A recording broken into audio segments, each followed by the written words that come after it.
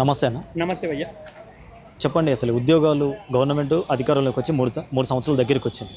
ఉద్యోగాలు మాత్రం వాళ్ళేమో 1,00,000 ఉద్యోగాలు ఇచ్చిరని చెప్పి మాట్లాడుతున్నారు. అసలు ఇచ్చిరా నన్ను ఉద్యోగాలు అసలుకి? అన్న, ఒక పెద్ద హాస్యాస్పదం అన్న తెలంగాణలో ఇది. ప్రతిపక్షం యొక్క యంగ్ లీడర్ కేటీఆర్ సార్ ఏమన్నాడంటే, ఒగడు సంసారం చేస్తే పుట్టిన పిల్లలకు నా పేరు పెట్టుకోవడం ఎంత దరిద్రమైన వర్డ్ వాడినంటే అంత దరిద్రం వాడినండి. దాని అర్థం ఏంటంటే, మా గవర్నమెంట్లో వచ్చిన నోటిఫికేషన్లకు నువ్వు మాడిఫై చేసి నీ పేరు పెట్టుకున్నావు, మేము కన్నా పిల్లలకు నీ పిల్లలని తీసుకుంటున్నావు అన్నాడు. ఇంతకంటే షేమ్ ఏం కావాలండి కాంగ్రెస్ గవర్నమెంట్కు? నువ్వు వేసిన అక్షరాల 16,000 చిల్లర జాబులు వేసినావండి.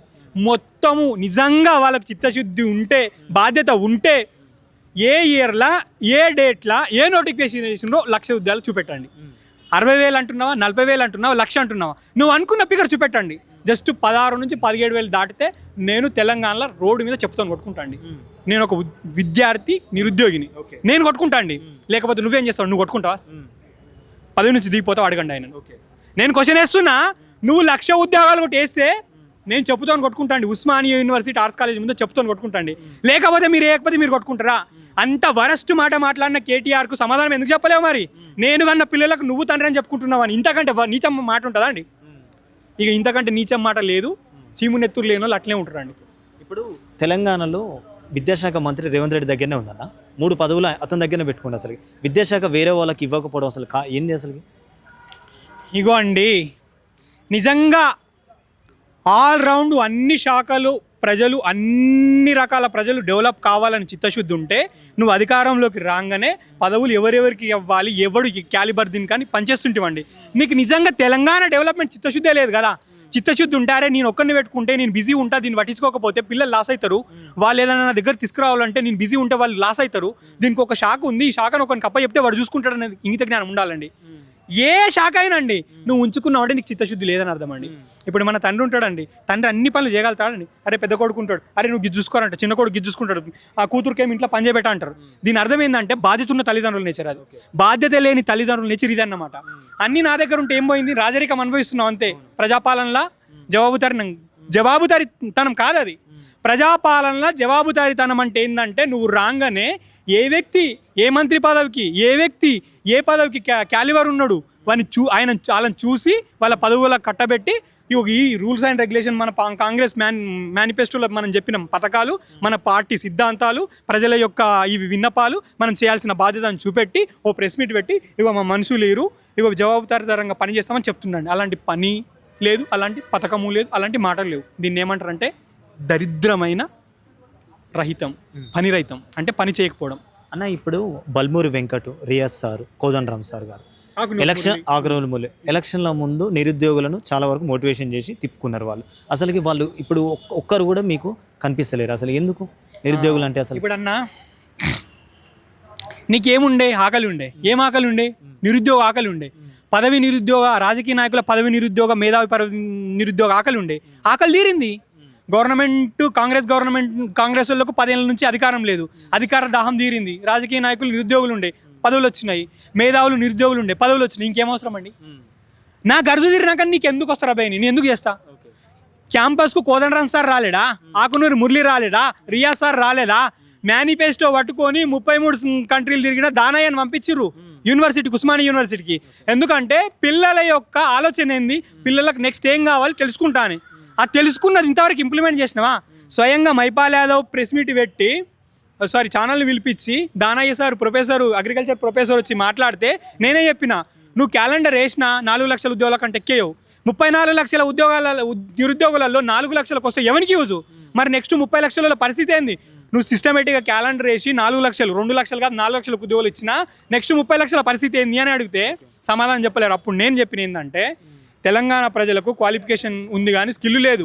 ఆ స్కిల్ పెంచి మల్టీ డైమెన్షన్గా, అంటే టెక్స్టైల్లో కానీ, కాల్ సెంటర్లలో కానీ, ఇప్పుడు చిన్న మొబైల్ టిఫిన్ సెంటర్ కానీ, ఇప్పుడు ఎలాంటి క్వాలిఫికేషన్, ఎలాంటి స్కిల్ ఇంట్రెస్ట్ ఉన్నోనికి అలాంటి సైడ్లో అవకాశాలు, స్కిల్ నేర్పి అలా అవకాశాలు కల్పిస్తే వాళ్ళ నిరుద్యోగత తగ్గుతుందని చెప్పిన. దాని ప్రతిఫలమే ఇదేంది స్కిల్ యూనివర్సిటీ అన్నారు. ఆ స్కిల్ యూనివర్సిటీ ఇంతవరకు శిలాపలకం చూసినాం కానీ శిథిలం అయిపోతుంది అది అక్కడ. అన్న, ఇంకోటి, కాంగ్రెస్ గవర్నమెంట్ నిరుద్యోగులకు ఒకటి స్కీమ్ తీసుకొచ్చింది, రాజీవ్ వికాస్. అసలు ఆ స్కీము ఒక్క నిరుద్యోగ కన్నా అసలుకి చెందినది అసలుకి? అన్నా, నిజంగా దాని ఉద్దేశం మేము చాలా మంచి ఉద్దేశం అని బయటకు వచ్చింది. ఆ ఉద్దేశంలో న్యూ ఎంటర్ప్రీనర్స్ ఎదుగుతుండే, కొత్త బిజినెస్ మ్యాన్లు, యంగర్స్, దాన్ని మేము చాలా అప్రిషియేట్ చేసినాం. స్కిల్ యూనివర్సిటీని కానీ దాన్ని కానీ, కానీ దానికి ఏడ నీళ్లు పోసిర్రో అన్నే బొంద పెట్టిర్రు అన్న. అసలు బాధ్యత లేదండి. ఒకటే మాట, బాధ్యత ఉంటుంది, ఇప్పటి వరకు ఇంప్లిమెంట్ అవుతుండండి. వాళ్ళకు వాళ్ళ 10 సంవత్సరాల నుంచి బ్యాగులు ఖాళీ ఉన్నాయి, అవి నింపుకోవడానికి సరిపోతుందండి. నిజంగా నేను అట్లా అనడానికి కారణం ఏంటంటే ఆవేదన ఎక్కువైందండి. 2023 డిసెంబర్ 7 నువ్వు ప్రమాణ స్వీకారం చేస్తే 6 నెలలు, ఏడాదిన్నర, 2 ఏళ్ళు, 2.5 ఏళ్ళు ఆగినాం. ఎందుకు ఆగినాం 2 ఏళ్ళు అంటే, కొత్త సంసారం, పెళ్లి చేసుకున్నా బట్ట లేదు, చుట్ట లేదు, తాగానికి నీళ్ళకి లేవు, ఎక్కడ అందకొచ్చింది తెలంగాణ స్టేట్లో అని అన్నవని చెప్పి 6 నెలలు పోయింది, ఏడాది పోయింది, ఏడాదిన్నర పోయింది, 2 సంవత్సరాలు కూడా ఆగినాం. ఎందుకంటే మా స్టేట్లో బడ్జెట్ లోటు ఉన్నది అనుకున్నాం నువ్వు చెప్పిన మాటలకు. మరి నీ ఇంకా కూడా నీకు అదే పరిస్థితి అంటే ఎట్లయితుందయా? పిల్లని పెళ్లి చేసుకుంటావు, పిల్లలు కంటావు, బాధ్యత లేకుంటే అది ఇంకొని చూసుకుంటుందో. తెలంగాణ మోటు భాషలు ఇంకొని చూసుకుంటుంది. మరి ఇప్పుడు ఇంకొని చూసుకుంటామంటే నిన్ను అధికారం నుంచి దించుతారు. రేపు నువ్వు జూన్ 2కి ఏమన్నా కొత్త ఆలోచనలు లేకపోతే తర్వాత నిన్ను దించి కొత్త ఎక్కిస్తారు. అదే జరుగుతుందండి. ఇంకో 10 ఏళ్ళు సీఎం అంటుండు, ప్రజాపాలనలో సీఎం నేను, ఇంకో 10 ఏళ్ళు నన్ను ఆపే ఎవరు లేరు అని మాట్లాడుతున్నారు. మీరేమో అసలుకి ఉద్యోగాలు ఇవ్వలేదని చెప్పి మీరు మాట్లాడుతున్నారు. అసలుకి ఆయన 10 ఏళ్ళు సీఎం అంటున్నాను. మరి అన్నా, ఒక వ్యక్తికి పిచ్చి తుగులాక అంటారు హిస్టరీలా. ఆయన పేరు ఏందా? పిచ్చి తుగులాక అని ఎవరు అంటారు తెలుసా? అట్లా నువ్వుగా ఇంటెలెక్చువల్ అని నువ్వుగా ఊహించుకొని నేనే రాజ్యం వెళ్తా అంటే దాన్ని పిచ్చి తుగులాక అంటారండి.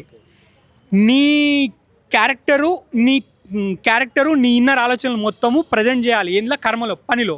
ఆ పనిలో నువ్వు నిజంగా ప్రజెంట్ చేసి చూపెడితే, పనిలో అంటే ఏంటంటే నువ్వు చెప్పిన పథకాలు కానీ నువ్వు చెప్పిన హామీలు కానీ సక్రమంగా నిర్వర్తించి ప్రజలకు మేలు చేస్తే నిన్ను సచ్చిందాకా కూడా సీఎం చేస్తారండి. ఎప్పుడు నువ్వు బాధ్యతను విస్మరించకుండా పర్ఫెక్ట్ చేస్తే, లేదంటే పొందబెడతారండి తొక్కి ఎవరినైనా.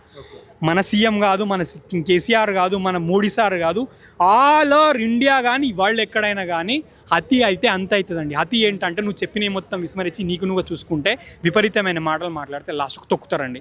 నేననేది కాదండి, వ్యవస్థ యొక్క నాడి ఏంటంటే ఇక్కడి వరకు చూస్తారు, ఇక్కడికి వస్తే చూస్తావా అండి, ఇంకేం చూస్తాం, తొక్కుతాం, లాస్ట్కి గదే అవుతుందండి.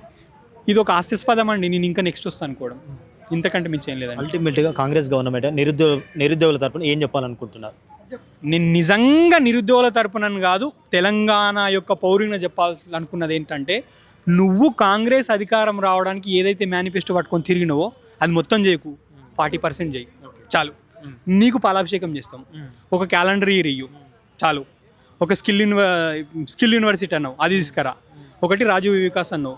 ఈ 3 చేయి నిరుద్యోగులు, వీళ్ళు నీకు అభిషేకం చేస్తారు పక్కా. ఇక ప్రజలకు అంటవా? ఆ ప్రజలకు ఏమీ లేదు. రైతులకు కొంచెము అవస్థాపన సౌకర్యాలు, వాటర్ కానీ, కరెంటు బిల్లు కానీ, ఆ రోడ్ సౌకర్యాలు కానీ, గిట్టుబాటు ధర కానీ, ఆ ఎరువులు అందించడం కానీ, ఇవి కరెక్ట్ చూసుకో. ఆ రైతు బంధు కేసీఆర్ సార్ ఇచ్చింది కానీ, ఇంకోటి ఏంటంటే 5 లక్షల బీమా ఇచ్చిండు అంతకుముందు ఆయన చనిపోతే రైతు. అలాంటి బీమా స్కీములు కానీ, కేటీఆర్ కిట్టు బాలింతలకు, హాస్పిటల్స్ బాగుండే హాస్పిటల్స్. తెలంగాణ స్టేట్లో 4 హాస్పిటల్స్ వాళ్ళు ప్లాన్ చేశారు, 12 16 ఫ్లోర్ల ప్లాన్లు. దాన్ని 6 ఫ్లోర్లకు తగ్గించిండు. ఇది ఎక్కడండి? హాస్పిటల్స్ లేదంటే హాస్పిటల్ ఫ్లోర్స్ తగ్గిస్తారా అండి?